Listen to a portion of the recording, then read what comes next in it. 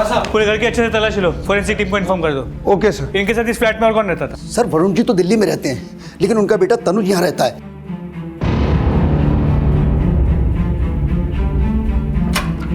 Sir ये देखिए, पीछे का दरवाजा वह लॉक था। ये पीछे का दरवाजा सीधा सर्विस लिफ्ट पे खुलता है। हो सकता है हम लोग यहीं से भागे हों।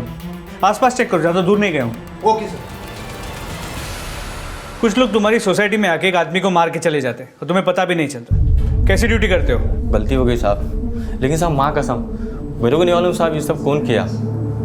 लेकिन हाँ साहब, जब मैं शाम को पानी लेके आया तो एक गाड़ी आके तेज़ी से रुकी और उसके अंदर से 2 आदमी निकले। साहब वो टाइम में तो मेरे को लगा नहीं कि साहब ऐसा कुछ हो जाएगा, लेकिन अभी साहब लगता है मेरे को पक्का वही लोगों ने कुछ किया साहब। लेकिन हाँ साहब, वो जो गाड़ी में आए थे वो गाड़ी अभी भी नीचे खड़ी पार्किंग में। साहब यही वाली गाड़ी है, इसी गाड़ी में से आए थे वो 2 लोग।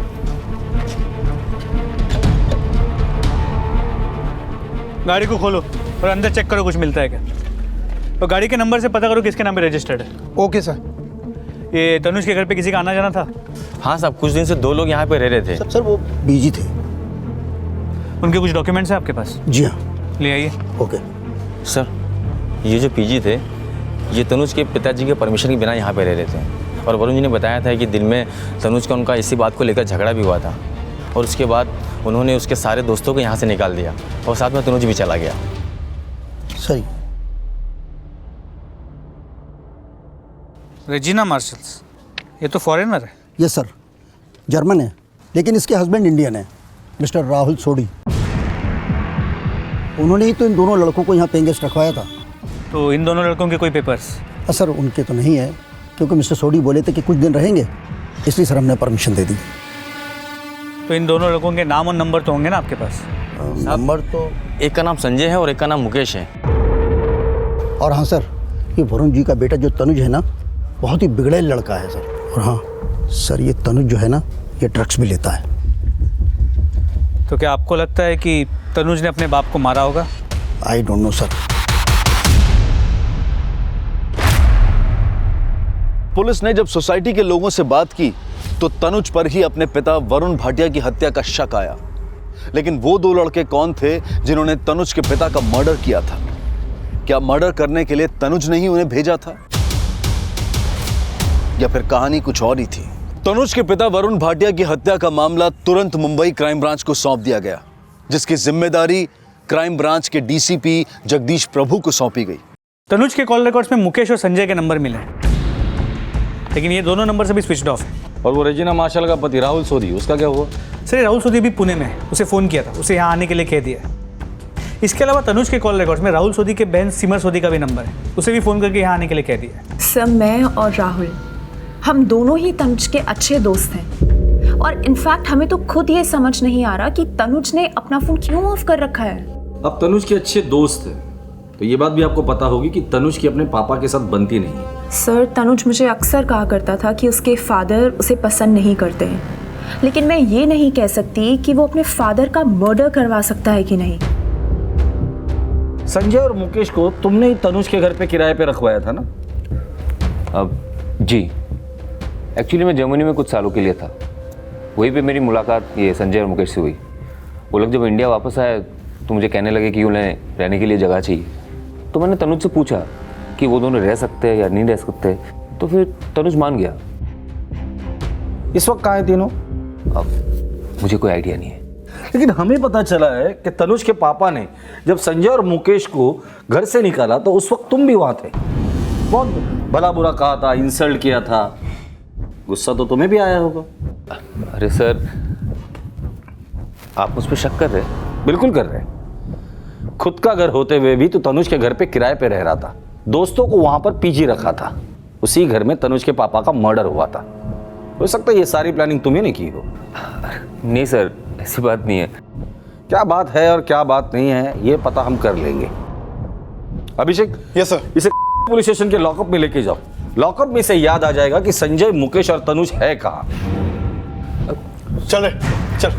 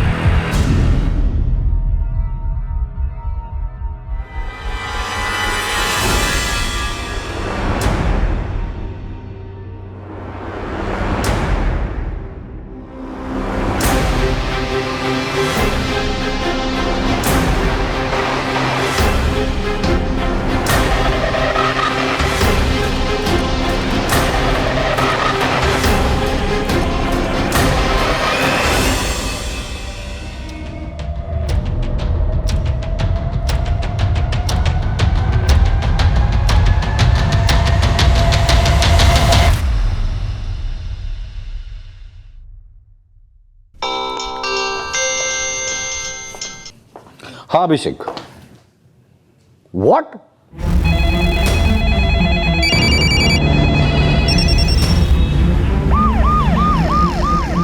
अजय के फरार हो जाने से पुलिस विभाग में हड़कंप मच गया था और मीडिया ने इसे एक बड़ा मुद्दा बना दिया था। सर, आपको नहीं लगता यह घटना पुलिस विभाग के ऊपर एक प्रश्न चिन्ह उठा रही है? हम लोगों ने एक टीम बनाई है जो इन लोगों के पीछे गई हुई है और मुझे यकीन है कि हम लोग जल्द से जल्द उन्हें अरेस्ट करेंगे। Thank you.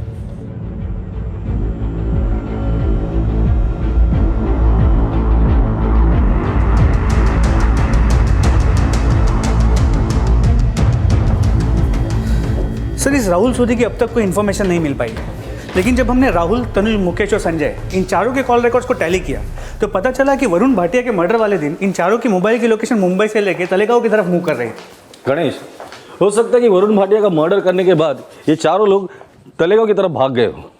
पूरा तलेगांव छान मारो, पता करो ये लोग है कहाँ। और ये राहुल सोधी की बहन सिमर सोधी, उसका फोन सर्वेलेंस पे डाल दो। ये राहुल अपनी बहन को जरूर कांटेक्ट करेगा। जी सर।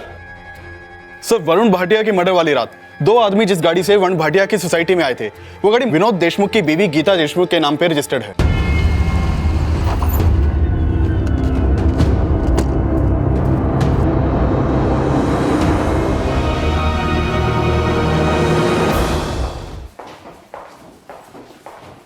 सर, वो गाड़ी 10 दिन पहले मेरी बीवी ने एसवी रोड पे पार्क की थी और वहीं से वो चोरी हो गई।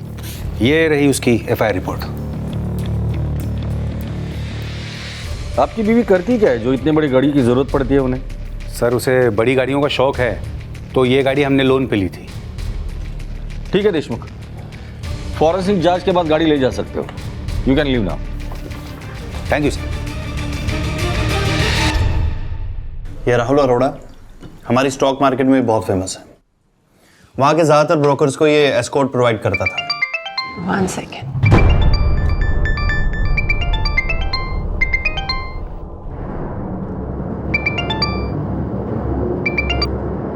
सिंपली मेरी बात सुन, मैं यहाँ वर्ली में हूँ।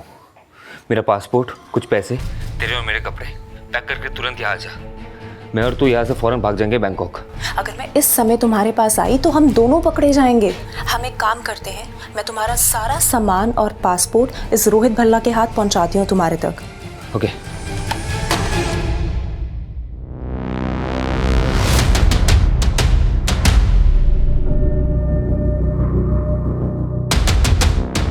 सर, अभी अभी मिली इन्फॉर्मेशन के मुताबिक वर्ली के एक पीसीओ से सिमर सोधी के फोन पे कॉल किया गया था और उस कॉल के बाद सिमर के घर से रोहित भल्ला एक बैग लेके निकला है।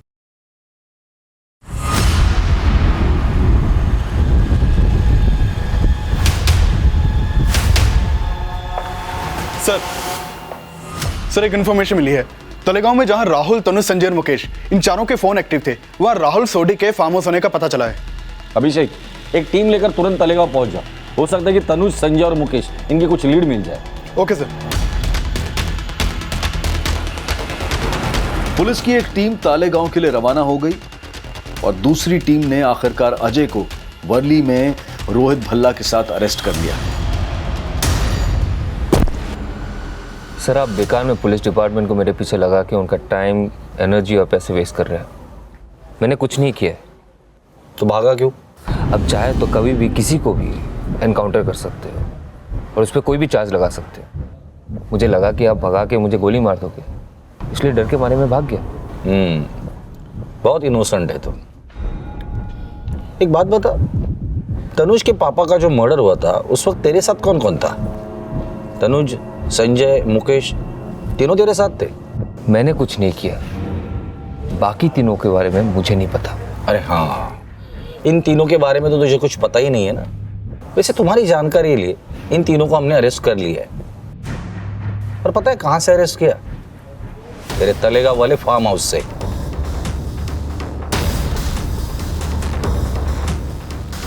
सर, माना कि आपने इन तीनों को मेरे फार्म हाउस से अरेस्ट किया है, लेकिन इसका मतलब ये तो नहीं है ना कि मैंने तनुज के फादर को मर्डर किया है। सर, मैं वहां सिमर के कहने पर गया था। मुझे नहीं मालूम था कि राहुल मर्डर केस का एक्यूज है। सिमर ने तुझे राहुल के लिए पासपोर्ट, कपड़े और पैसे देके भेजा, फिर भी तुझे एक बार भी शक नहीं हुआ? सर देखिए, आप मेरे साथ ज़बरदस्ती करके मुझसे झूठ नहीं बोलवा सकते, और अगर आपने ऐसा किया तो मैं पेशी के वक्त कोर्ट को ये बोल दूँगा कि आपने मुझे मार पीट के मुझसे झूठी बयान ली, फिर बदनामी आपकी डिपार्टमेंट की होगी। ये राहुल सोधी तो बहुत ही पहुंचा हुआ खिलाड़ी है, बड़े कॉन्फिडेंस से झूठ बोलता है। कल को कोर्ट में ये भी बोल सकता है कि वो कस्टडी से भागा ही नहीं था। बड़े रोहित बल्ला, मुझे नहीं लगता कि वो इस केस में इन्वॉल्व है। लगता है कि सिर्फ सिमर के कहने पे वो राहुल को मिलने गया। इस सिमर को बुला लें, शायद वो राहुल की साजिश का पिटारा खोल दे। नहीं, पहले इस तनुज, मुकेश और संजय से बात करके देखते इन्हें क्या पता है। सर हमारा विश्वास कीजिए, हमने ना ही किसी की गाड़ी चुराई और ना ही तनुज के पिताजी का मर्डर किया है सर। तुमने नहीं तो क्या, राहुल और तनुज ने मारा। सर हमें कुछ नहीं पता।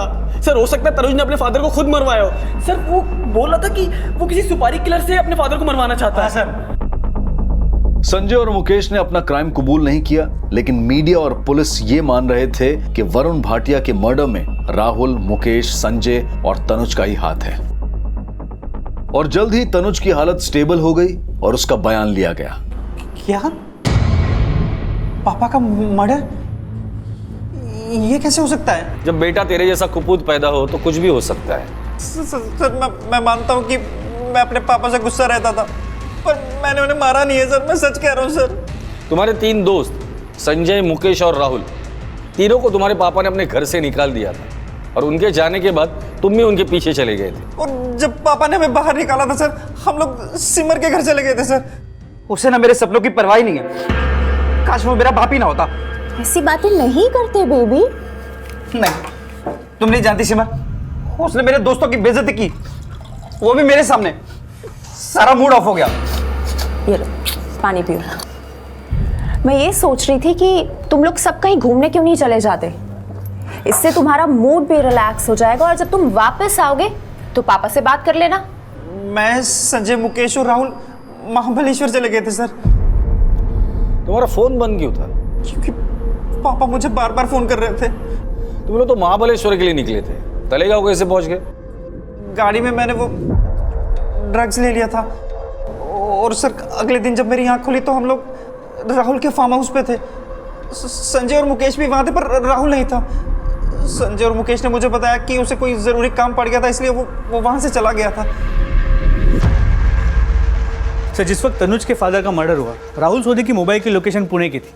जब हमने उसे फ़ोन किया तब वो पुणे में ही था, लेकिन उस वक्त तनुज, संजय और मुकेश इन तीनों के फ़ोन स्विच्ड ऑफ थे। और उस रात उस चोरी की गाड़ी में तनुज के फादर के फ्लैट में 2 लोगों को जाते हुए देखा गया था, जिन्होंने बाद में तनुज के फादर को मार दिया। अब उन 2 लोगों में तनुज या राहुल सोधी के होने के चांसेस कम है, क्योंकि राहुल सोधी उस वक्त पुणे में था। अगर उन दोनों में से कोई एक तनुज होता तो बिल्डिंग का सिक्योरिटी गार्ड उसे पहचान लेता। सर पुणे से किसी मिथिलेश कुमार का फ़ोन आया है। वो बोल रहा है कि वो राहुल सोधी के बारे में आपको कोई ज़रूरी बात बताना चाहता है। डीसीपी जगदीश प्रभु यार। सर थोड़े टाइम पहले मैंने न्यूज़ पढ़ी कि राहुल सोधी मुंबई में किसी मर्डर केस में अरेस्ट हुआ है, तो मुझे लगा आपको ये बात बता देनी चाहिए। बोलो क्या बात है? राहुल सोधी मेरा दोस्त है। तकरीबन 1 महीने पहले वो मेरे पुणे में घर पर आया था और मेरे बिल्डिंग की सोसाइटी में उसने अपनी लग्जरी कार पार्क की और कहा कि वो अब्रॉड जा रहा है और तब तक उसकी कार मैं अपने पास रखूं। लेकिन सर मुझे पता चला कि 4 दिन पहले मुंबई में वो किसी क्राइम में अरेस्ट हुआ है, तो मुझे शक हुआ कि उसने कहीं वो कार किसी क्राइम में यूज़ ना की हो और आगे मैं ना फंस जाऊँ, इसलिए मैं आपको इन्फॉर्म कर रहा हूँ। ठीक है, तुम तुम्हारा एड्रेस और गाड़ी का नंबर लिखवा दो, मैं एक टीम वहाँ भेज देता हूँ।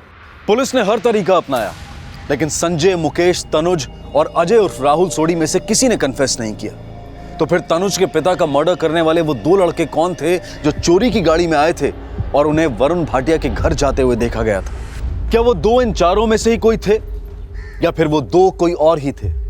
फिलहाल कुछ भी साफ नहीं था और संजय, मुकेश, तनुज और अजय उर्फ राहुल ने अदालत में जमानत के लिए अपील की। तनुज की शारीरिक अवस्था को देखते हुए अदालत ने उसे बेल दे दी, लेकिन वो अब भी शक के दायरे में था। और वहीं इस कड़ी में उस कार के बारे में पुलिस को पता चला जिसके बारे में अजय और राहुल सोडी के दोस्त मिथिलेश ने बताया था। पुणे के मिथिलेश कुमार की हाउसिंग सोसाइटी में राहुल सोधी ने जो कार पार्क की थी वो एक्चुअली राहुल सोधी की है ही नहीं। रजिस्ट्रेशन नंबर के हिसाब से वो गाड़ी गुड़गांव के किसी राहुल अरोड़ा के नाम पर रजिस्टर्ड है। राहुल अरोड़ा? जी सर, इस राहुल अरोड़ा का मैंने पूरा बैकग्राउंड चेक किया तो पता चला ये उसी बिल्डिंग में रहता है जहाँ पे राहुल सोधी अपनी बहन सिमर सोधी के साथ रहता है। लेकिन पिछले कुछ दिनों से राहुल अरोड़ा गायब है। कहाँ गायब है सर? पता नहीं। राहुल अरोड़ा के माँ और भाई ने पुलिस स्टेशन में उसकी मिसिंग कंप्लेंट लिखवाई है। पुलिस स्टेशन में इंचार्ज कौन है? इंस्पेक्टर सुनील राय। सर 16 मार्च को राहुल अरोड़ा की माँ और उसके भाई ने हमें राहुल के लापता होने के बारे में बताया था, लेकिन हमें लगा कि शायद वो थाईलैंड में होगा। सुनील, जब से राहुल अरोड़ा गायब हुआ है तब से उसका क्रेडिट कार्ड बैंकॉक में स्वाइप हो रहा था, लेकिन 14 मार्च को उसका मोबाइल गोल्डन टेम्पल ट्रेन में मिला था। कैसे? तुम्हें शक नहीं होता कि ये कोई कॉन्स्पिरेसी है? सर शक तो हुआ था, लेकिन ये भी सामने आया कि राहुल कई इलीगल काम भी करता था। पता है मुझे, एस्कॉर्ट सप्लाई करता था, सट्टा खेलता था, लेकिन इस राहुल अरोड़ा का राहुल सोधी और सिमर सोधी के साथ भी कनेक्शन था। और तुम्हें पता है ना, फिलहाल ये दोनों एक मर्डर केस में प्राइम सस्पेक्ट है। यस सर, पता चला मुझे। लेकिन सर ये भी पता चला है कि राहुल अरोड़ा से एक शिवा नाम का बुकी भी मिला करता था और राहुल को उसे सट्टे का 37 लाख रुपए देना था। हमें शक हुआ कि शायद उसी ने राहुल को अगवा किया हो और फिर अपने शिवा को गिरफ्तार भी किया था। लेकिन सर पूछताछ के बाद शिवा ने बोला कि राहुल अरोड़ा के गायब होने में उसका कोई हाथ नहीं है। सर हमने राहुल सोधी और सिमर सोधी से भी पूछताछ की थी, लेकिन हमसे इंस्पेक्टर विनोद देशमुख मिलने आए थे। विनोद देशमुख? यस सर, उन्होंने बोला कि वो राहुल और सिमर सोधी को अच्छी तरीके से जानते हैं और उन्होंने गारंटी भी ली कि ये दोनों कोई भी क्रिमिनल एक्टिविटीज में इन्वॉल्व नहीं हो सकते। और तुमने राहुल सोधी और सिमर सोधी की इन्वेस्टिगेशन बंद कर दी। सर वो सुनील, नो मोर एक्सप्लेनेशन। विनोद देशमुख ने कहा वो इनोसेंट है और तुमने इन्वेस्टिगेशन बंद कर दी। Sorry sir. ये विनोद देशमुख राहुल और सिमर को क्यों बचा रहा है? क्या ऐसा तो नहीं कि राहुल के भागने में इस विनोद देशमुख का ही हाथ हो? इस विनोद देशमुख की तो मैं इंक्वायरी लगाता हूं, तब तक तुम सिमर को बुला कर लेकर आओ। सर राहुल अरोड़ा सिर्फ हमारा एक नॉर्मल सा फ्रेंड था। सिमर, ये तुम्हारे कॉल रिकॉर्ड्स है, जिससे पता चलता है कि राहुल अरोड़ा तुम्हारा नॉर्मल सा फ्रेंड नहीं था, खास दोस्त था। और ये तनुज, ये भी तुम्हारा और तुम्हारे भाई राहुल सोधी का दोस्त था। मुझे तो लगता है कि इन दोनों क्राइम्स में तुम्हारे भाई के साथ साथ तुम भी इन्वॉल्व। अब मुझे बाकी की कहानी नहीं सुननी है, सिर्फ सच बता दो। मिथिलेश झूठ बोल रहा है सर। वो झूठ क्यों बोलेगा? मुझे क्या पता सर। राहुल और सिमर द्वारा दिए गए बयान पुलिस को बार बार एक नई चुनौती दे रहे थे। पुलिस अब तक उनके खिलाफ कोई ठोस सबूत नहीं जुटा पाई थी और फिर अचानक तनुज भाटिया से मिली एक जानकारी ने पुलिस को एक अहम लीड दी। सर बेल मिलने के बाद जब मैं घर पहुंचा, घर पे ना तो कैश था और ना ही ऑर्नामेंट्स थे, और पापा ने प्रॉपर्टी के पेपर्स रखे थे, वो भी गायब थे सर। राहुल और सिमर के घर का सर्च वारंट निकालो, इनसे जुड़ी हर इंफॉर्मेशन मुझे चाहिए।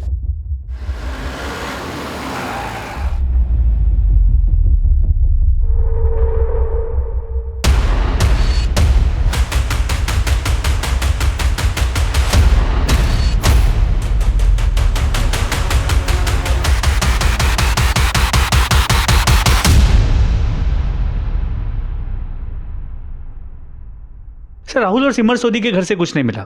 गहने जेवर तो उन्होंने अब तक बेच भी दिए होंगे और हो सकता है कि प्रॉपर्टी के पेपर्स उन्होंने अपने बैंक के लॉकर में रखे हो। ठीक है, बैंक लॉकर खोलने की परमिशन निकालो तुम।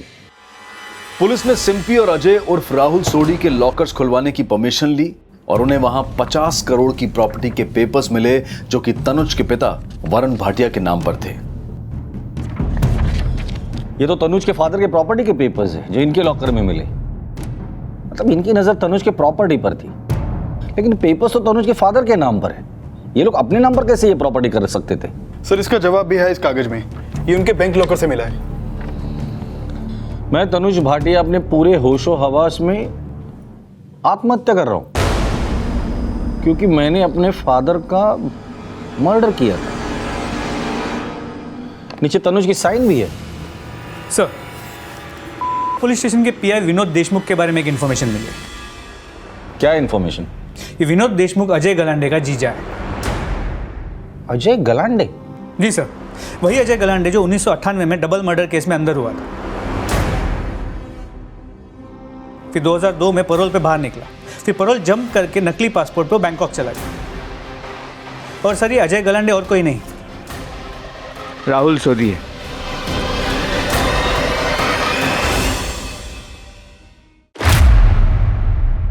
राहुल सोडी ही अजय गलांडे था। इस जानकारी ने मुंबई क्राइम ब्रांच को चौंका दिया और अजय की लगातार मदद करने वाले उसके जीजा विनोद देशमुख के खिलाफ कार्रवाई की जाने लगी। वहीं पुलिस ने जब तनुज भाटिया से उस सुसाइड नोट के बारे में पूछताछ की तो तनुज ने यह बयान दिया कि शायद अजय ने उससे नशे की हालत में वो सुसाइड नोट लिखवाया होगा, जिसकी लिखावट और दस्तखत तनुज भाटिया के ही पाए गए थे। तुम्हारे दोस्तों ने अपना मुंह खोल दिया है।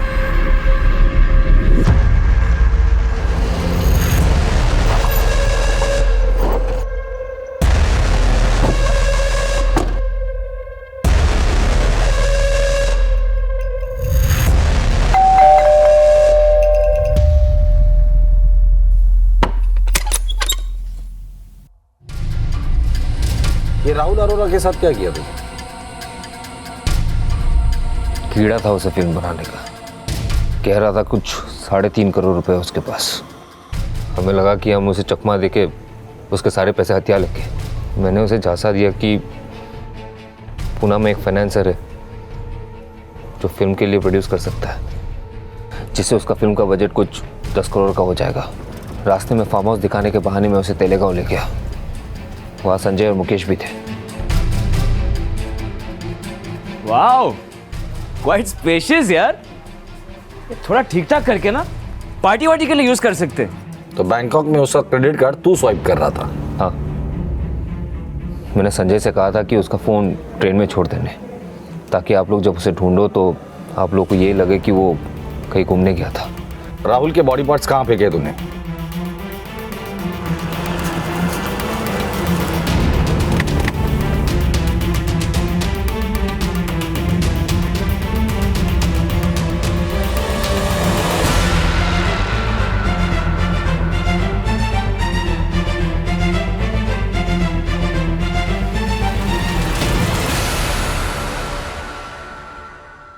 मुंबई मायानगरी में जब तनुज और राहुल जैसे लोग अपने सपने लेकर आते हैं तो किसी की मदद का हाथ उनके लिए विश्वास की लकीर बन जाता है।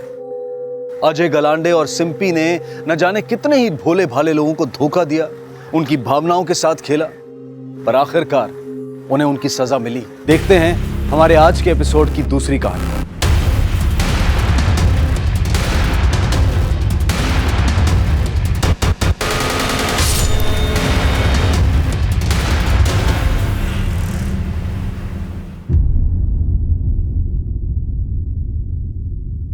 नमस्कार, आदाब। Crime petrol the burning cases श्रृंखला के आज के एपिसोड में आप सबका स्वागत है। मुंबई 1980 का दशक, अंडरवर्ल्ड, गैंग वॉर, एनकाउंटर से भरे उस दौर में भी इस शहर में रहने वाला आम इंसान अपने आप को और अपनी फैमिली को सुरक्षित समझता था। मुंबईकर के मन में डर ने जन्म लिया, लेकिन फिर भी कहीं ना कहीं सुरक्षित होने की भावना तब भी बरकरार थी। सन 2000 इस दशक में भी इस शहर में काफी हद तक लोग और खासकर महिलाएं अपने आप को सुरक्षित समझते थे। लेकिन क्या आज हम इस शहर में अपने आप को उतना सुरक्षित महसूस करते हैं? एक सर्वेक्षण के अनुसार मुंबई पूरी दुनिया में सुरक्षा के मामले में 123वें स्थान पर है। Police helplines, advance technology, mobile phones होने के बावजूद पिछले कुछ सालों में हम बढ़ती हुई क्राइम रेट को रोकने में क्यों असफल रहे हैं? और इसी मुद्दे से जुड़ा है हमारा आज का ये केस। एक वक्त ऐसा भी था जब मुंबई शहर पूरे देश में सबसे ज्यादा सुरक्षित समझा जाता था, लेकिन उसी शहर में जब रात के सिर्फ 10:30 बजे भरी सड़क पर 2 युवाओं का बेरहमी से कत्ल कर दिया जाता है तो एक आम इंसान के मन में रह रहकर यह सवाल उठता है कि क्या यह शहर मेरे लिए, मेरे परिवार के लिए सुरक्षित है?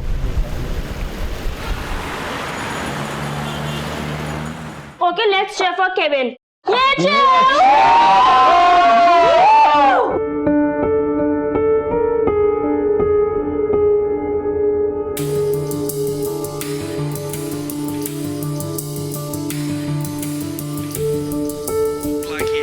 time in the world. What a shot! What a shot! 132. क्या सिक्स मारा है? ए लिली, मैं बोला था ना तेरे को कि धोनी खेलेगा तो मैच अपन ही जीतेगा। वो सब ठीक है डेविड, लेकिन इंडिया जीतेगा तो भी तुमको एक और ड्रिंक नहीं मिलेगा। Do you understand? This is celebration time. Small one.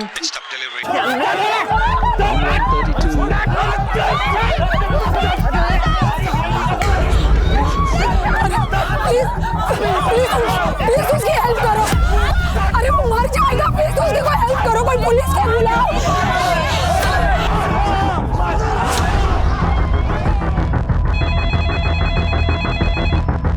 Hello sir, ये ओशिवारा के रेस्टोरेंट बार के वहाँ पे झगड़ा हो रहा है सर। चाकू मार दिया सर इसको। क्या?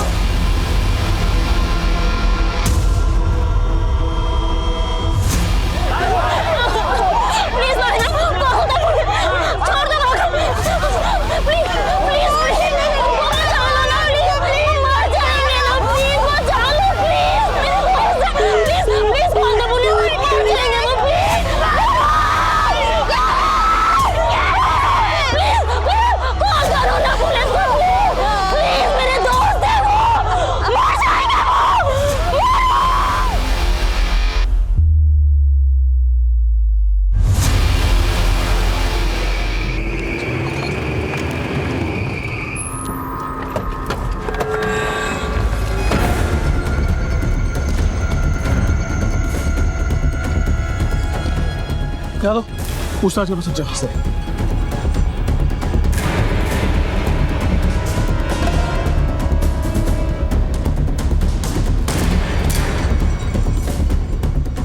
जादव सर, कुछ बताया क्या इन लोगों ने? नहीं सर, कुछ मालूम नहीं। ये पूरा फुटपाथ सील करो और फोटोग्राफर और पंचनामा टीम को बुलाओ। सर, कांस्टेबल्स को बोलो कि ये सीसीटीवी फुटेज भी चेक करें। Yes sir.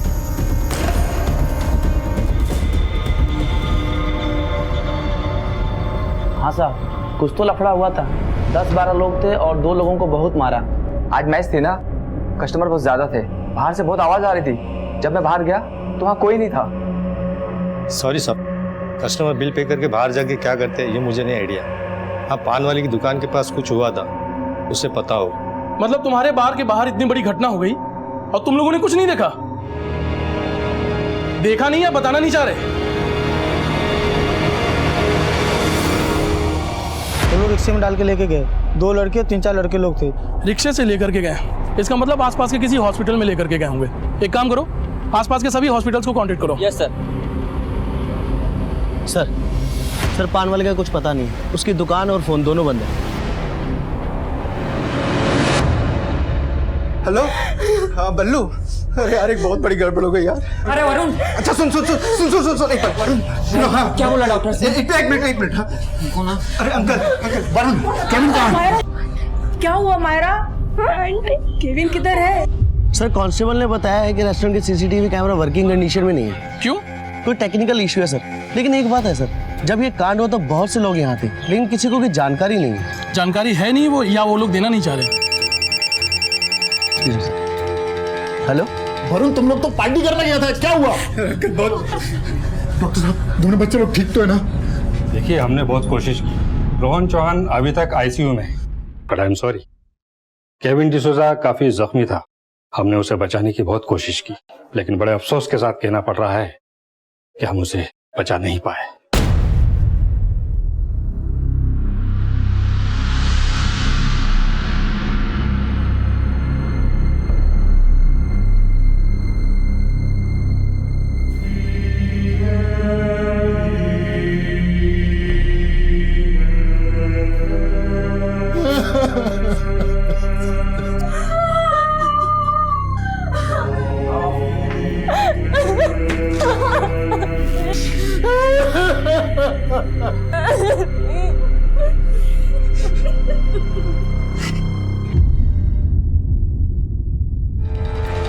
क्या?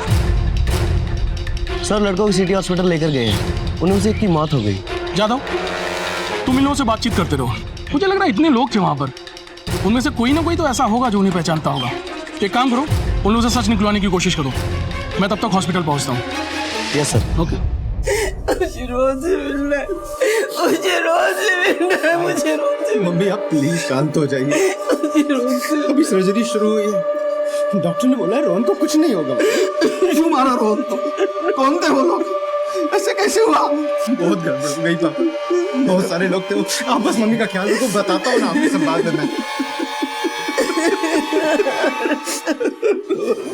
एक्सक्यूज मी, आप लोगों में से क्राइम सीन पे कौन कौन मौजूद था? सर, मैं, ईशा और मायरा। आपसे कुछ बात करनी है। सर, उनमें से एक ने ग्रीन कलर की टी शर्ट पहनी थी। Height was around 5 to 5'5". वो लोग 10 से 15 लोग थे, जिनमें से बस 4 ही केविन और रोहन से फाइट कर रहे थे, बाकी सब उनके सपोर्ट में थे। सर वो जिसने ग्रीन टी शर्ट पहन रखी थी उसके हाथ में हॉकी स्टिक था और एक ने सर वो ब्राउन कलर की पठानी होती वो पहन रखी थी। उसके हाथ में वो जो नारियल छिलने वाला चाकू होता है वो था सर। बाकियों के हाथ में चॉपर और क्रिकेट स्टंप्स थे सर। सर हम जोर जोर से चिल्ला रहे थे पर कोई मदद के लिए नहीं आया। I was continuously trying police helpline 100, but the line was busy. Sir 2 दिन बाद केविन की दुबई के लिए फ्लाइट थी, उसकी नई जॉब लगी थी वहाँ। उसको फेयरवेल देने के लिए इकट्ठा हुए थे सर हम लोग। And sir, it all started जब उन लोग ने मायरा को गंदी तरह छुआ था और गंदे कमेंट्स पास किए। सर उसमें से एक को मैंने ग्लास फेंक के मारा था, उसके सर पे काफी चोट भी आई थी। हाँ बोलो जादव।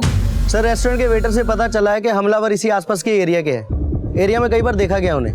हमें भी यहाँ से कुछ इन्फॉर्मेशन मिली उनके बारे में, और जिस तरीके का हुलिया बताया जा रहा है उन लोगों का पास के सिद्धार्थ नगर बस्ती से होने के चांसेस ज्यादा हैं।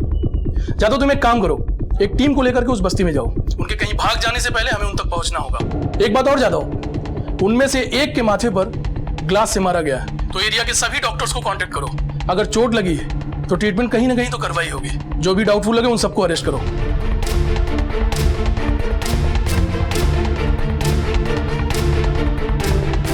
पुलिस ने आसपास के सारे हिस्ट्री शीटर्स को धर दबोचा, कई जगह पर छापे भी मारे और बिना वक्त गवाए जितनी मुमकिन कोशिश हो सकती थी उतनी उन्होंने की। हमारे बच्चों को ऐसे नहीं उठा सकते, कोई सबूत है आपके पास?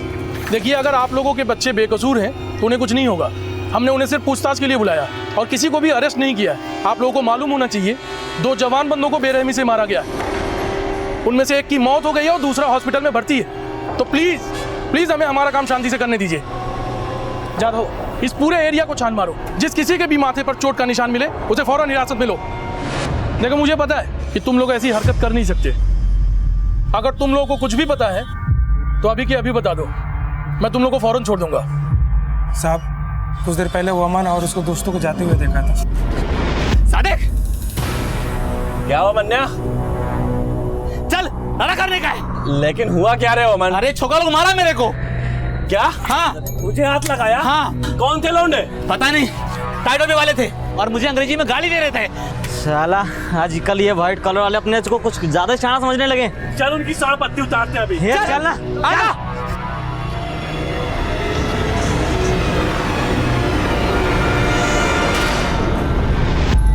ये वमन इस एरिया में रहता है? हाँ साहब, वो यहाँ पे एक सैलून में काम करता है। और उसके दोस्त? सर सादिक भंगार का काम करता है और नामदेव झाड़ू लगाने का काम करता है। वमन किधर रहता है वो? सर यही 5 नंबर गली में।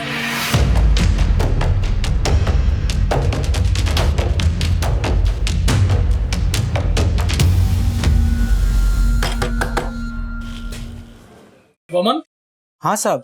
साहब हुआ क्या? अरे मैंने क्या किया साहब? साहब मैं कसम खा के कह रहा है, मैंने कुछ नहीं किया। आज रात 10 से 10:30 के बीच में कहाँ था तू? घर पे था साहब, इंडिया का मैच चल रहा था, मैं वही देख रहा था। अच्छा, तो ये हॉकी स्टिक्स और स्टेप्स लेकर के कहाँ जा रहा था? Hockey stick? साहब किसने झूठ बोला आपको मेरे बारे में? अच्छा, ये डर क्यों रहा भाई? ये चोट कैसे लगी? वो घर जाते वक्त गिर गया था साहब। कहाँ गिरा था? चल जगह दिखा। वो सलीम मटन शॉप के बाहर। ये पट्टी किसने किया? डॉक्टर ने। डॉक्टर का नाम? याद नहीं आ रहा है साहब। अभी कुछ याद आया? डॉक्टर मनोज शाह। देख सच बोल, खून तुम लोगों ने ही किया है ना? नहीं साहब, वो लोग झूठ बोल रहे हैं मेरे बारे में, मैंने कुछ नहीं किया साहब।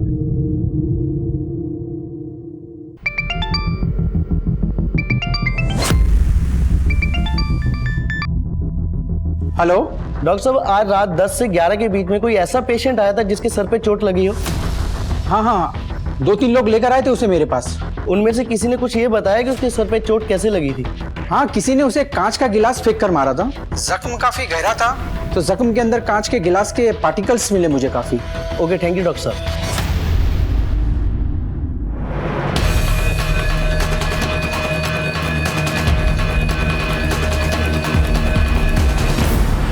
लेकिन अशोक दुबे नाम का उनका साथी फरार होने में कामयाब हो चुका था। अब सवाल यह था कि आखिर उस रात उस रेस्टोरेंट के बाहर ऐसा क्या हुआ था कि जिसमें 23 साल के केविन डिसूजा को अपनी जान गंवानी पड़ी और 29 साल का रोहन चौहान हॉस्पिटल में जिंदगी और मौत के बीच जूझ रहा था। पहल के रहते इतने संगीन जुर्म की वारदात हुई। मौका वारदात पर कई लोग मौजूद थे, पर किसी ने भी पुलिस की मदद नहीं की और गवाही देने के लिए भी आगे नहीं आए। दूसरे दिन पुलिस ने इन 3 आरोपियों को अदालत के सामने पेश किया और केस को पुख्ता बनाने के लिए 14 दिन की पुलिस कस्टडी की मांग की, जो कि अदालत ने मंजूर कर दी। इसी बीच एक ऐसी घटना घटी जिससे इस केस ने एक नया मोड़ ले लिया। केस के इन्वेस्टिगेटिंग ऑफिसर ने इस केस को स्ट्रांग बनाने के लिए रोहन का स्टेटमेंट लेने की कोशिश की। रोहन उस वक्त भी क्रिटिकल कंडीशन में था। इंक्वायरी के 2 दिन बाद ही रोहन की इंटरनल ब्लीडिंग बढ़ने के कारण उसकी मौत हो गई। इस बात से लोगों में गुस्से की एक लहर उठी और उस इलाके में निकले कैंडल मार्च में आम लोग भारी संख्या में शामिल हुए। केस की इन्वेस्टिगेशन बड़ी ही धीमी गति से चल रही थी। लगभग 15 दिनों के बाद भी पुलिस के हाथ कोई पुख्ता सबूत नहीं लग पाया। केविन के पिता डेविड डिसूजा ने यह देखकर स्टेट मिनिस्टर से मिलकर अपनी कुछ मांगे उनके सामने रखी। पहली मांग थी कि यह केस फास्ट ट्रैक कोर्ट में चलाया जाए।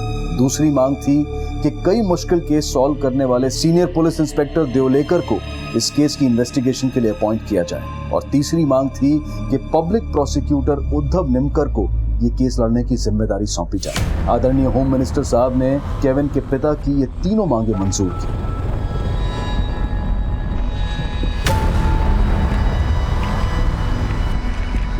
अनुज, बाकी सारे पेपर्स थे, लेकिन उस लड़के का स्टेटमेंट क्या जिसने सबसे पहले हमें कॉल किया था?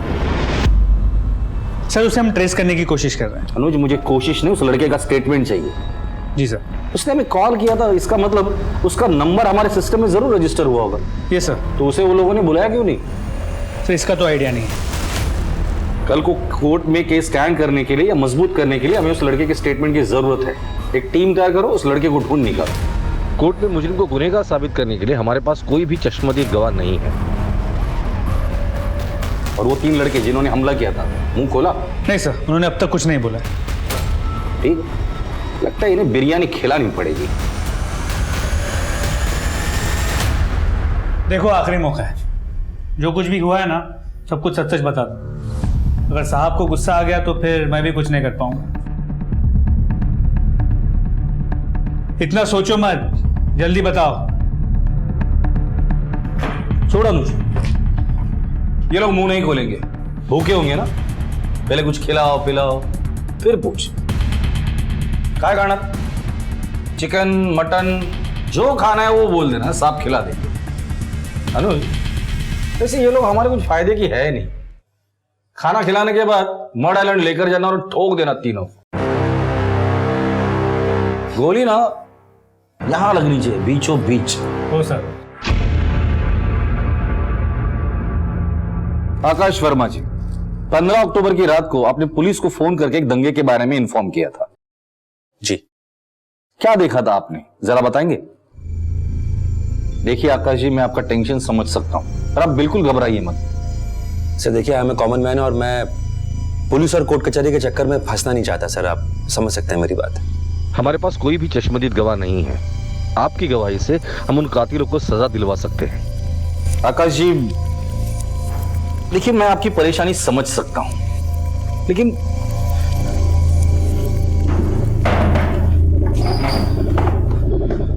आकाश जी, अगर आप जैसे पढ़े लिखे लोग ये सब बातें सोचते बैठेंगे तो और लोगों से हम क्या उम्मीद रखेंगे? जरा सोचिए, 2 मासूम लोगों की जान गई है। आपको नहीं लगता कि उन्हें न्याय मिलना चाहिए, उन दरिंदों को सजा मिलनी चाहिए? ठीक है सर, मैं बताता हूं आपको। उस रात ओशिवारा के उस रेस्टोरेंट बार के ठीक सामने मैं कॉफी शॉप में बैठकर अपने दोस्तों का इंतजार कर रहा था। एक भीड़ दौड़कर आती है, उनके हाथों में हथियार होते हैं और एक अटैक होता है, मारधाड़ शुरू हो जाती। आपने उन लोगों को देखा था? सर थोड़ा दूर था, मैं 60-70 मीटर की दूरी पे ठीक सामने कॉफी शॉप था, नजदीक नहीं था तो अच्छे से देख नहीं पाया। लेकिन अगर मैं उनको सामने खड़ा कर दूंगा तो क्या आप उन्हें पहचान पाएंगे, आइडेंटिफाई कर सकते हैं? कोशिश कर सकता हूं सर। आपने जो कुछ भी हमें बताया आप कोर्ट में आके बता सकते हैं।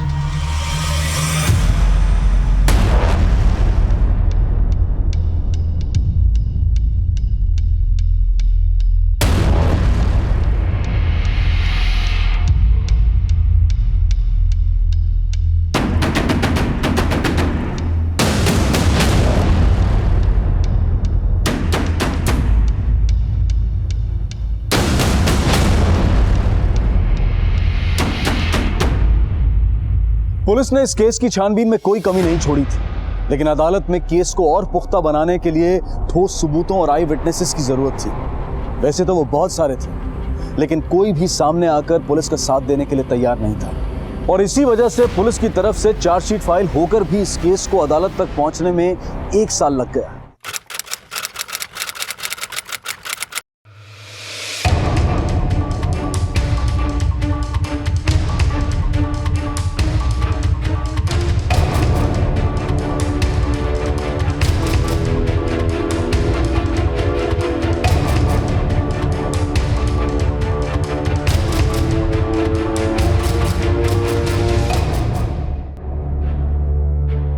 Yes, please. You may start your proceedings.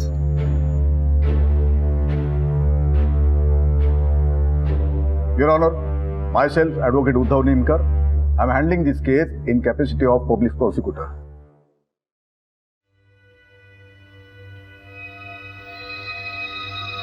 Your Honor, myself, Advocate Vijay Bhatt. Advocate Hamid Ansari, Advocate Jasmine Dawawala, and Advocate Hiten Patel will argue for defense. What? Are you serious, sir? Yes, Mr. D'Souza. ये चारों वकील इतने महंगे हैं, meeting का लाखों रुपए लेते हैं। लेकिन ये जो किलर्स हैं, ये चारों तो आम फैमिली का छोकरा लोग हैं। जानता हूँ मैं, कोई सलून में काम करने वाला, झाड़ू लगाने वाले का बेटा, ये सारे इतने महंगे वकील कैसे अफोर्ड कर सकते हैं? I really can't understand this. मैं समझाता हूँ। ये सारे एक अंडरवर्ल्ड गैंग के लिए काम करते हैं, उनके केसेस लड़ते हैं। जरूर इन चारों लड़कों का कोई ना कोई अंडरवर्ल्ड कनेक्शन होगा, लेकिन ये बात पुलिस ने चार्जशीट में मेंशन नहीं की। ऐसा कैसे? मिस्टर डिसूजा, आपको क्या लगता है कि इतनी बड़ी और इंपॉर्टेंट इंफॉर्मेशन हमारी नजर से छूट जाएगी? लेकिन सर, ये बात आप चार्जशीट में मेंशन किया ही नहीं है। इसलिए मेंशन नहीं किया क्योंकि तभी इन चारों का किसी भी गैंग के साथ कोई कनेक्शन था ही नहीं। अब हो गया है। अब हो गया मतलब? जब इन चारों को मर्डर केस में जुडिशियल कस्टडी हुई थी, तब वहां उनका स्वागत हुआ था। जेल में बैठे बड़े बड़े गैंगस्टर लोगों को ऐसे लड़कों की जरूरत होती है, और ऐसी एक गैंग ने इन चारों को अपने गैंग में शामिल कर लिया, और उसी गैंग के वकील इन चारों का केस लड़ रहे हैं। They hire people in jail also. Mister D'Souza, कड़वा है पर सच है। योर ऑनर, मेरे क्लाइंट मिस्टर वामन कोहली और उनके तीनों दोस्त उस रात किसी पार्टी से घर लौट रहे थे। ये लोग थोड़े अल्कोहल के नशे में भी थे। विक्टिम केविन डिसूजा और रोहन चौहान जब इन्हें मिले तो उन लोगों ने भी शराब पी रखी थी। केविन और रोहन ने शराब के नशे में इन लोगों से झगड़ा शुरू किया, और तो और इन पर जानलेवा हमला भी किया। फिर अपने बचाव में इन लोगों ने भी काउंटर अटैक किया, जिसमें केविन डिसूजा और रोहन चौहान जख्मी हुए और उन्हें अस्पताल में भर्ती कराया, जहां उनकी मौत हो गई। मतलब इनके बीच जो कुछ भी हुआ वो कोई सोची समझी साजिश नहीं, बल्कि एक अनफॉर्चुनेट एक्सीडेंट था जो सिर्फ शराब के नशे की वजह से हुआ, जिसे मेरे काबिल दोस्त पब्लिक प्रोसिक्यूटर साहब और पुलिस मिलकर एक प्री प्लान्ड मर्डर का रूप दे रहे हैं। I object your honour. Your honour, Vaman Kohli, Sadiq Shaikh और नामदेव मुरकुटे, इन तीनों को जब पुलिस ने अरेस्ट किया तब उनके मेडिकल टेस्ट की थी। उस टेस्ट की रिपोर्ट अदालत में मैं पहले पेश कर चुका हूं। उन रिपोर्ट के अनुसार नामदेव मुरकुटे और सादिक शेख, इनके बॉडी में जो अल्कोहल की मात्रा पाई गई है वो इतनी कम है जितनी कि किसी दवाई में होती है। वामन कोहली की बॉडी से अल्कोहल ट्रेस हुआ ही नहीं। इसका ये साफ साफ मतलब है कि जब यह हादसा हुआ तब ये लोग शराब के नशे में धुत नहीं थे, बिल्कुल होश में थे। Now let's come to the important point in this case, that is the intention of crime.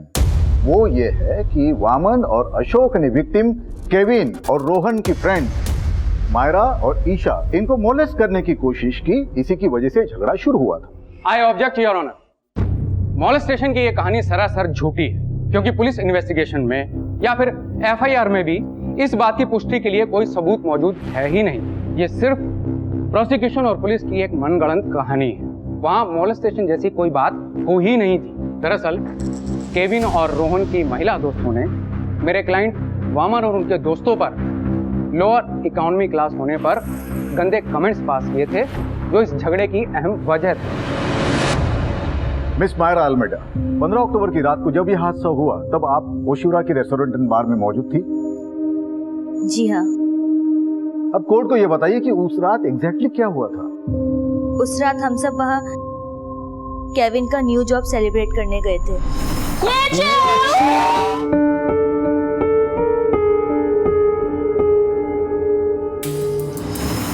Dinner के बाद जब हम क्या आप में से किसी ने भी अल्कोहल का कंजम्पशन किया था? Yes but not much. Bill pay करने के बाद जब हम वहां से निकल रहे थे तो मैं और ईशा लेडीज वॉशरूम गए। वॉशरूम बंद था तो हम दोनों बाहर वेट कर रहे थे।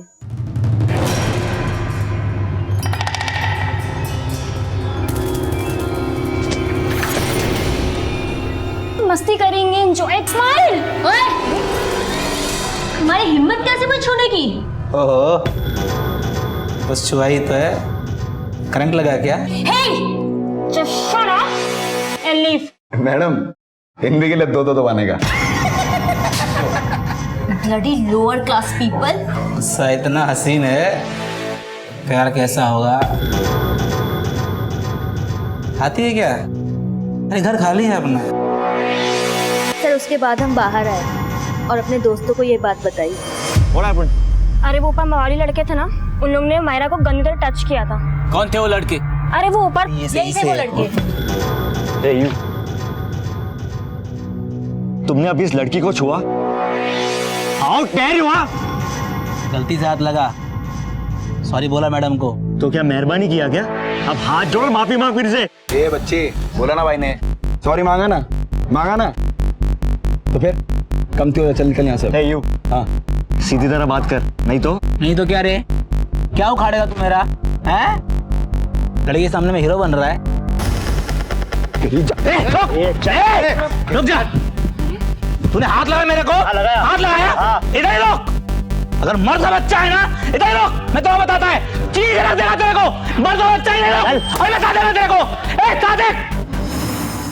और फिर ये लोग वहां से चले गए।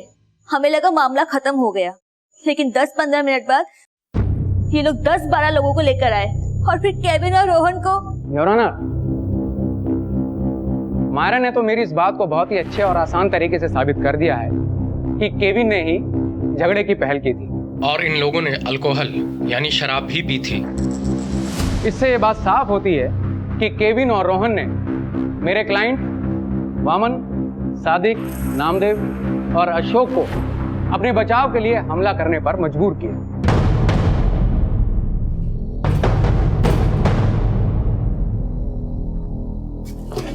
सर, रेस्टोरेंट के बाहर पान की दुकान चलाने वाले रघुवीर ठाकुर की इंफॉर्मेशन मिली है। 3 दिन पहले उसका फोन स्विच ऑन हुआ था। ग्रेट। लोकेशन? इलाहाबाद। ये रघुवीर भी इस केस में आई विटनेस है। इलाहाबाद पुलिस को इन्फॉर्म करो और उसे तुरंत मुंबई भेजने के लिए कहो। सर। वामन कोहली, 15 अक्टूबर की रात को तुम रेस्टोरेंट का वॉशरूम यूज करने गए थे? हाँ जी। कौन था तुम्हारे साथ में? मेरा दोस्त अशोक दुबे। वामन कोहली के साथ में इनका दोस्त अशोक दुबे भी था। इन 2 लड़कियों को पहचानते? जी। कैसे? ये भी उस रात वहां पर थी। वहां पर मतलब?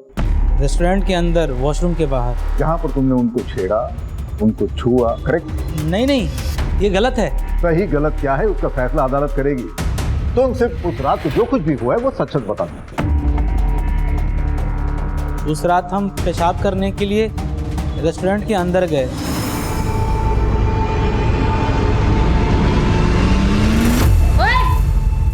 तुम्हारी हिम्मत कैसे मुझे टच करने की? सॉरी, गलती से लग गया। गलती से? मैं बहुत अच्छी तरह से जानती हूँ तुम जैसे मवालियों को, समझे? अरे मैडम बोला ना उन्होंने सॉरी। Let's go Myra. वैसे भी इनके कपड़ों से इनका क्लास पता चलता है। Let's go. Bloody lower class people. Your honour, please note this point. Miss Myra और ईशा ने मेरे क्लाइंट और उनके दोस्त को लोअर इकोनॉमी क्लास होने के लिए कमेंट पास किया था। ऐसा इनका कहना है योर ऑनर, जरूरी नहीं कि यही सच हो। Your honour, in that case मुझे मिस मायरा को क्रॉस एग्जामिन करने की इजाजत दी जाए। मिस मायरा अल्मेडा को विटनेस बॉक्स में बुलाया जाए। मिस मायरा, आप अक्सर अपने दोस्तों के साथ पार्टीज में जाती हैं? जी हाँ। और वहां उनके साथ शराब भी पीती हैं?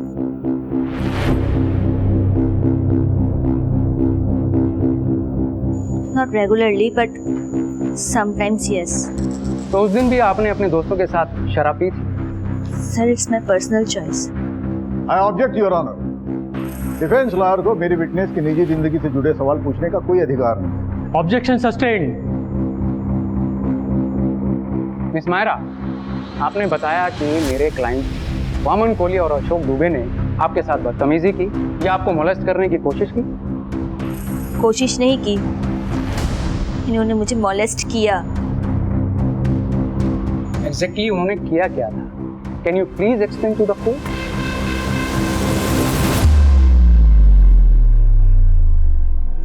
They touched me. कहां पर? पीछे, on my back. पीछे मतलब आपकी पीठ पे?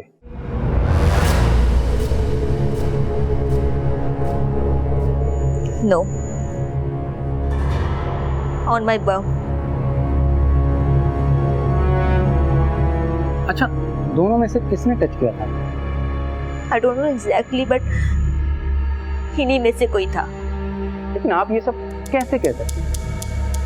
हो सकता है कि कोई तीसरा आदमी आपको टच करके पीछे से निकल गया हो और आपने मेरे क्लाइंट्स को देखा और ये समझा या गलतफहमी पाल ली कि इन्होंने ही आपको टच किया। नहीं, इन्होंने मुझसे गंदी बातें भी की थी। Can you please explain? They said, आती है क्या?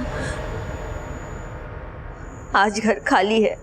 लेकिन आप ये सब कैसे कह सकती हैं कि ये उन्होंने आपको ही कहा था? It's obvious, sir. Then prove it.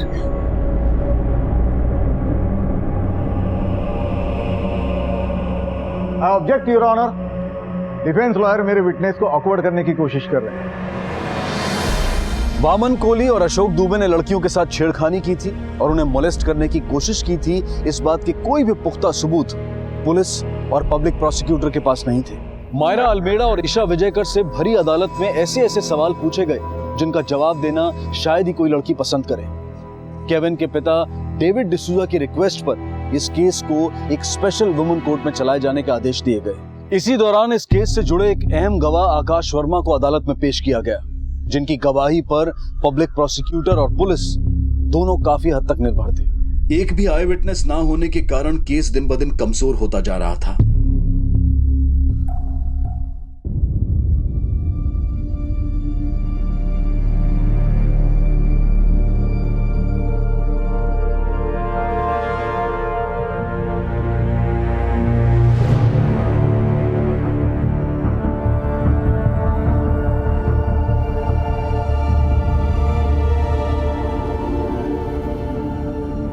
Proceed.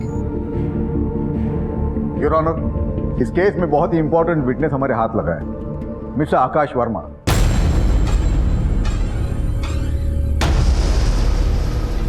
मैं मिस्टर आकाश वर्मा को विटनेस बॉक्स में बुलाने की इजाजत चाहता हूँ। इजाजत है। मिस्टर आकाश वर्मा, क्या आप ही ने पुलिस को फोन किया था? जी, मैंने फोन किया था पुलिस को। उस रात आप मौका वारदात पर मौजूद थे? बिल्कुल, मैं वहां मौजूद था। I object your honour. Your honour, इस बात को सही या गलत साबित करने के लिए मैं भी मिस्टर आकाश वर्मा से कुछ सवाल जवाब करने की इजाजत चाहता हूँ। इजाजत है। Thank you your honour.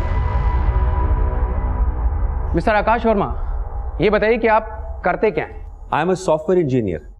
Software engineer यानी कि आप दिन रात लैपटॉप के सामने बैठकर काम करते रहते होंगे? Of course.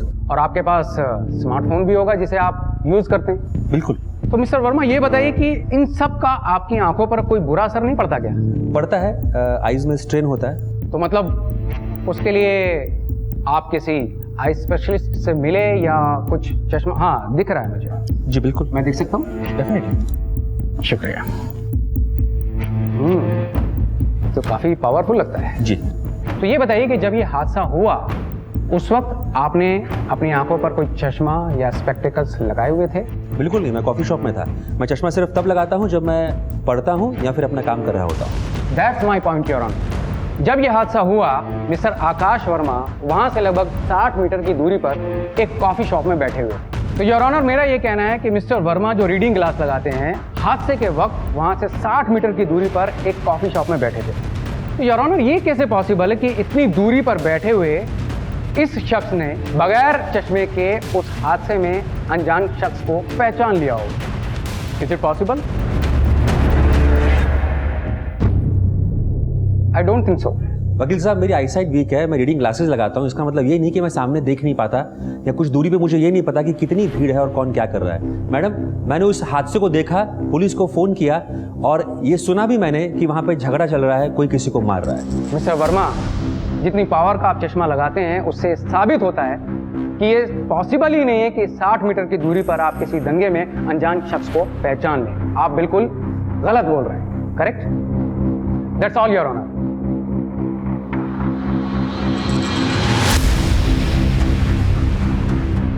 कत्ल के वक्त मौजूद गवाह एक के बाद एक कमजोर पड़ रहे थे। सेक्सुअल मॉलेस्टेशन और छेड़खानी की बात भी पुख्ता सबूत न होने की वजह से ठोस तरीके से साबित करना मुश्किल लग रहा था। इन परिस्थितियों से निराश होकर इस केस से जुड़ी मायरा अल्मेडा ने सोशल नेटवर्किंग प्लेटफॉर्म पर अपनी भावनाओं को व्यक्त किया और इस मामले की सच्चाई को लोगों तक पहुंचाने की कोशिश की और उनकी ये कोशिश काफी हद तक कामयाब भी हुई। समाज के लगभग सभी वर्गों की तरफ से केविन डिसूजा और रोहन चौहान को समर्थन जाहिर किया गया और इस समर्थन के अलावा इस डिजिटल मूवमेंट की वजह से इस केस में एक बेहद अहम मोड़ आया। रघुवीर ठाकुर, आप ओशिवरा के रेस्टोरेंट एंड बार के सामने आपकी पान की दुकान है? जी साहब। अब हमें बताइए कि 15 अक्टूबर 2011 की रात को आपकी दुकान के सामने कौन सा हादसा हुआ और उस हादसे में कौन कौन शामिल था? हाँ साहब, सब बताता हूँ साहब। सबसे पहले इन दोनों गुटों में झगड़ा शुरू हुआ। उसके बाद जिस लड़के का मर्डर हुआ था ना, वो लड़के ने जाके उसको एक लाफा मार दिया।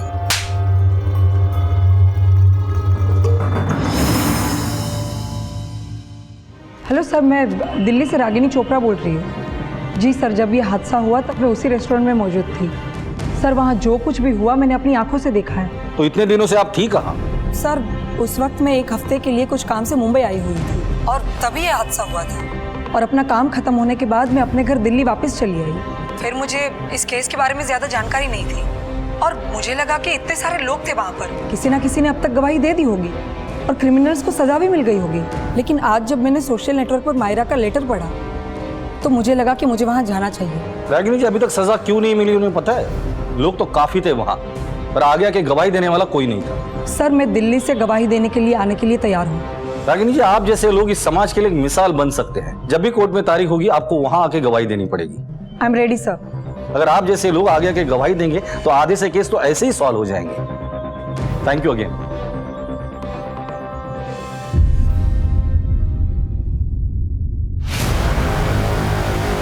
क्या आपको पूरा कॉन्फिडेंस है कि उस रात को केविन डिसूजा और रोहन चौहान पे हमला करने वाले ये 4 लड़के ही थे?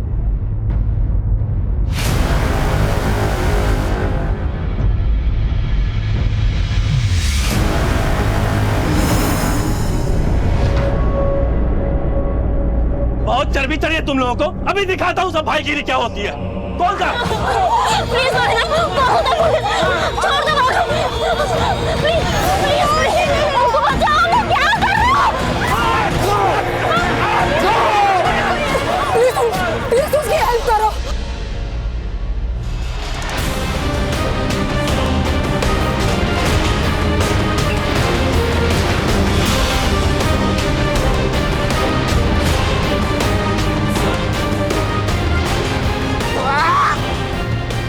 अरे वमन, अरे क्या हुआ?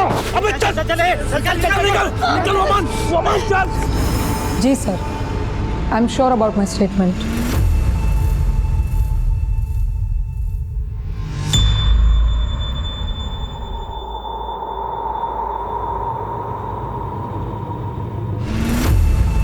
योर ऑनर, रघुवीर ठाकुर और रागिनी चोपड़ा इस केस के बहुत ही अहम चश्मदीद गवाह हैं, जिनसे केवल 3 फुट की दूरी पर यह क्राइम हुआ था। जिनके कहने के अनुसार वामन और अशोक कुछ देर बाद वहां से चले गए, लेकिन जाते वक्त उन्होंने इनको मारने की धमकी दी। कुछ मिनटों के बाद वामन और अशोक उनके 10-12 दोस्तों के साथ वहां पर आए। उन्होंने बहुत ही बेरहमी से उन्होंने केविन और रोहन को मारपीट की, जिसमें उनकी हत्या हो गई। योर ऑनर, इससे साफ जाहिर होता है कि यह कोई हीट ऑफ मोमेंट में हुआ एक्सीडेंटल डेथ नहीं है, बल्कि बिल्कुल ही वेल प्लान्ड, सोच समझ के की गई हत्या है। योर ऑनर, अब मैं कोर्ट के सामने उस नारियल पाने वाले को बुलाना चाहता हूं जिसके कोयते से यह हत्या हुई। इजाजत है। हाँ साहब, इन लोग ही उस रात को मेरी दुकान में आए और मेरा कोयता लेके गए और वापस भी नहीं दिया साहब। रघुवीर ठाकुर, रागिनी चोपड़ा और नारियल पाने वाले की गवाही के बाद वामन, सादिक, अशोक और नामदेव का बच पाना मुश्किल नजर आ रहा था। लेकिन अब भी इस केस में कुछ अड़चनें थीं और जिसकी वजह बने हुए थे डिफेंस लॉयर।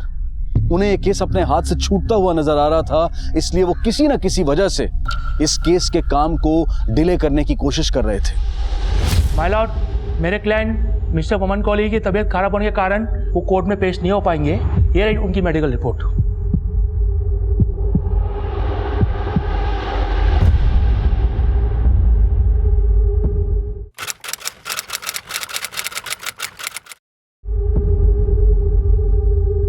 योर ऑनर, मैं तहे दिल से माफ़ी मांगते हुए ये कहना चाहता हूँ कि हमारे साथी वकील मिस्टर दवावाला अपने किसी निजी काम की वजह से आज कोर्ट में नहीं आ पाए। इसलिए मेरी आपसे दरख्वास्त है कि हमें अगली डेट दे दी जाए।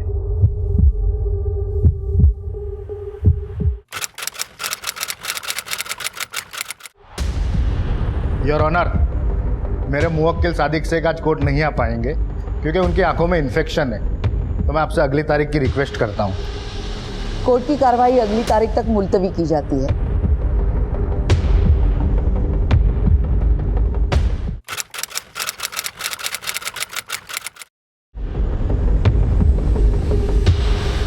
योर ऑनर, मेरी विटनेस मिस रागिनी चोपड़ा पिछले 1 साल भर से इस केस की सुनवाई के लिए दिल्ली से मुंबई अपने खर्चे से आ रही है, लेकिन हर बार कोई ना कोई कारण दिया जाता है और डिफेंस की तरफ से इस केस की सुनवाई को डिले किया जाता है। मेरी विटनेस मिस रागिनी चोपड़ा की कोर्ट से दरख्वास्त है कि उनके दिल्ली आने जाने का खर्चा डिफेंस की तरफ से किया जाए। ये उसके पेपर्स।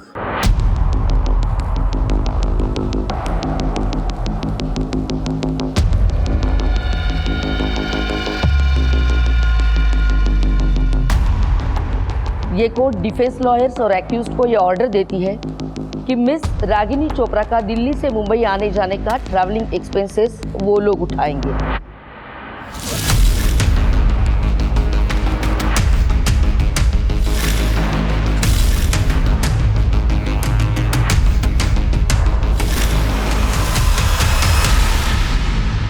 लेकिन जज साहिबा के सामने डिफेंस की ये डिले टैक्टिक्स ज्यादा दिनों तक काम नहीं कर पाई, लेकिन फिर भी इस केस को पूरा होने में और वर्डिक्ट आने में लगभग 5 साल लग गए। मिस्टर डेविड, कल इस केस का वर्डिक्ट आने वाला है, आप कोर्ट से क्या उम्मीद रखते हैं? I expect severe punishment but not death penalty. तो क्या आपको लगता है इस केस में आपके बेटे को इंसाफ मिलेगा? I trust my judicial system.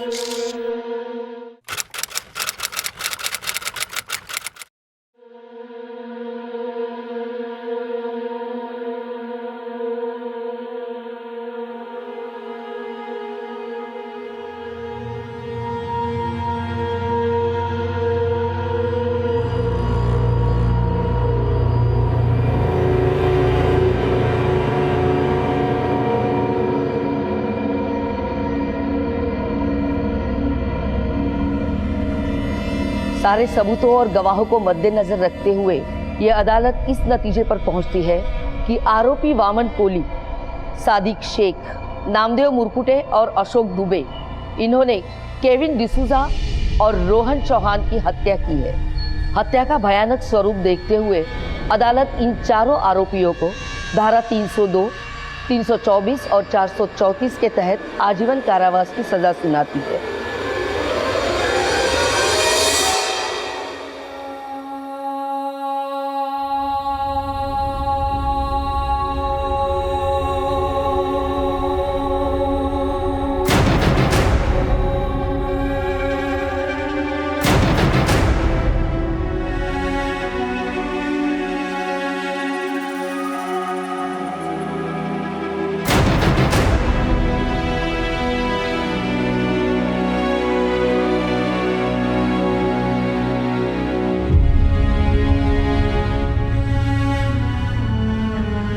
Ragini Chopra ने कर दिखाया समाज को कि अगर एक आम इंसान चाहे तो वो बड़े से बड़े मामले में भी किस तरह का बदलाव ला सकता है। क्या हम फिर से आज वो 30 साल पहले वाली सुरक्षा की भावना इस शहर में रहने वाले हर इंसान के मन में जगा पाएंगे, जहां हर कोई, चाहे वो स्त्री हो या पुरुष, इस हवा में खुलकर चैन की सांस ले सके?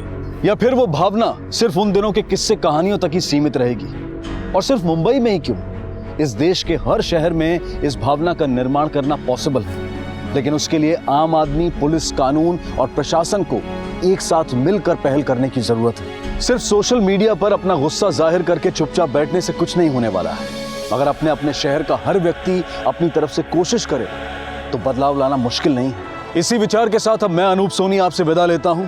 फिर मुलाकात होगी अगले एपिसोड में एक और चौंका देने वाले केस के साथ। तब तक अपना और अपने परिवार का ख्याल रखें और देखते रहें क्राइम पेट्रोल डायल 100। सबक एक को सीख हम सबको। जय हिंद। इस तरह के और भी एपिसोड देखने के लिए हमारे चैनल को सब्सक्राइब करें और बेल आइकन दबाना ना भूलें।